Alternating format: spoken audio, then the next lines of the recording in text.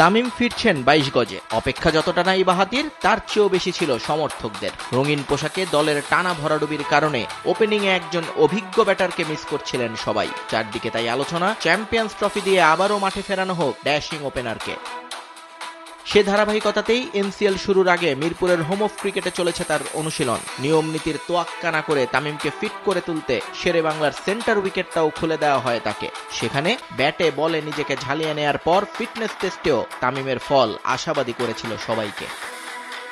কিন্তু ম্যাচে ফিরতেই সেই পুরানো ছবি। টস হেরে এদিন এনসিএল টি-20তে দিনের চতুর্থ ম্যাচে রংপুরের বিপক্ষে ব্যাট করতে নামেন তামিম ইকবাল। সঙ্গী ছিলেন মাহমুদুল হাসান জয়। সাধারণত ম্যাচের শুরুর স্ট্রাইক তামিম নিজে নিয়ে থাকলেও এদিন জয়কেই এগিয়ে দেন। জয় শুরুটাও করেন দুর্দান্ত। ৩ বাউন্ডারিতে বুঝিয়ে দেন সিলেটের উইকেটে রান আছে প্রচুর।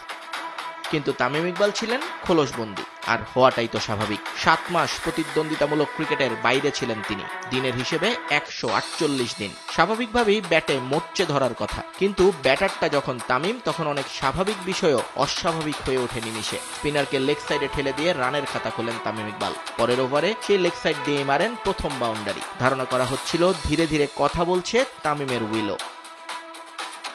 একই ওভারে দেখা যায় তামিমের ইউনিক লফটেড শট, বোলারের মাথার উপর দিয়ে স্ট্রেট 6, রান ৯ বলে ১৩। কিন্তু এতদিনের বিরতি চাইলেই কি আর উপেক্ষা করা যায়? তামিমও পারেননি। দুটো বল পরেই বোলার এনামুল হকের এক সোজা ডেলিভারিতে ভেঙে যায় সাবেক অধিনায়কের মিডল স্টাম্প। হতাশায় নিমজ্জিত তামিম সমর্থকরা।